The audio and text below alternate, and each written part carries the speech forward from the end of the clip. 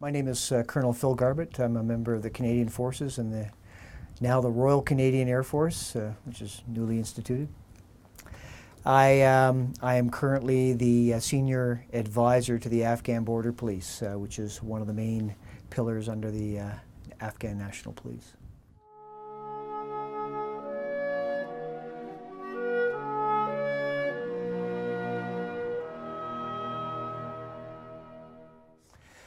Yeah, 9/11. I was posted on the west coast of Canada, so Seattle to Americans, if you will, just north of Seattle, on Vancouver Island, and so it was a little earlier in the day there than it would have been in New York. I was just starting my work day, and I had got word on the way into work that the first tower had been struck. At that time, I don't think people truly understood the magnitude of what was going on.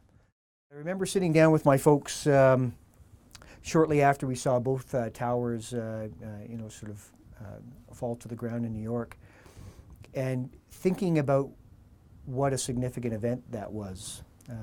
Not just for the United States. I mean, I remember using the term. This is a spark. This is an ignition to something much bigger. We didn't really know what it was at the time, but it was akin to seeing the assassination of Archduke Ferdinand or something like that. You knew it was something big, and at the time saying that this was something that was going to change our lives as military officers and enlisted folks.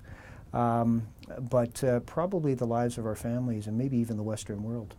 10 years later, I don't think any of us really figured that we'd be as busy as we were in as we have been in Afghanistan, as we have been for the past, well, basically since about 2001. It's been an extraordinary 10 years. It's a little surreal when you think about it. I mean, I remember watching it and not,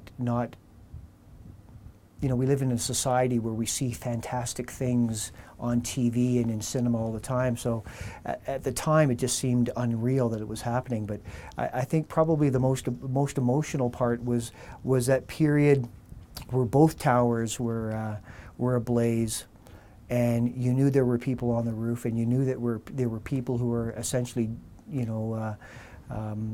jumping out of the towers, if only to escape the flame. It was a horrific thing. And then, of course, when the towers came down, looking at the citizens in New York, covered in the dust of those two massive buildings, it was an incredible thing. It was hard to believe as an ally of the United States.